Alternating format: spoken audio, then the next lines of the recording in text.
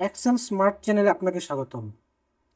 আজকে আমরা একটা ইন্টারেস্টিং প্রবলেম সলভ করব। অনেক সময় আমাদের জব ক্ষেত্রে দেখা যায় এরকম কিছু ডাটা থাকে, যেমন এখানে আছে আর্জেন্টিনা, অস্ট্রেলিয়া, অস্ট্রিয়া।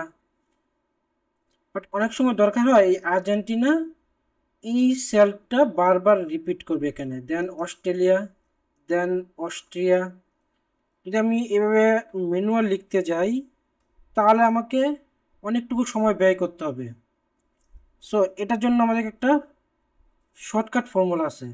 যদি আমরা এই শর্টকাট ফর্মুলাটা ব্যবহার করি তাহলে কর্মক্ষেত্রে আমাদের টাইম অনেকটুকুই সেভ হবে।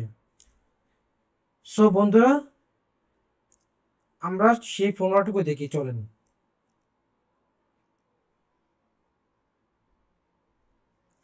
প্রথমে আমরা যাব ফাইন্ড অ্যান্ড সিলেক্ট অপশানে।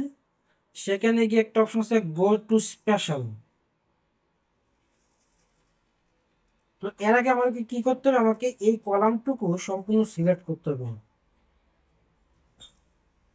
শিফট ধরে দেন এই সেলে ক্লিক করলাম, সম্পূর্ণ কলামটুকু আমার সিলেক্ট হয়ে গেল।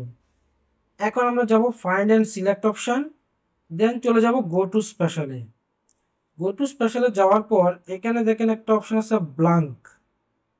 এই ব্লাঙ্ক অপশানে ক্লিক করব, দেন ওকে ক্লিক করব।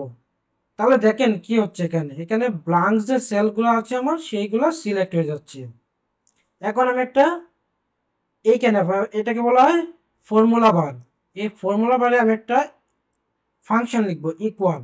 ইকুয়াল দিয়ে আর্জেন্টিনা কত নম্বর সেল আছে, এটা হচ্ছে A2, সেহেতু এখানে আমরা লিখে দেবো A2। দেওয়ার পর আমাদেরকে এখন একটা কাজ করতে হবে, কন্ট্রোল প্রেস করে দেন এন্টার। দেখেন কত সহজে আমরা এই কাজটা করে করে ফেলেছি। এটা যদি আমরা ম্যানুয়ালি করতে যাই তাহলে আমাদেরকে অনেক সময় ব্যয় করতে হবে। যদি আপনাদের এই ভিডিওটা ভালো লাগে তাহলে লাইক অ্যান্ড কমেন্ট করতে ভুলবেন না। থ্যাংক ইউ সবাইকে।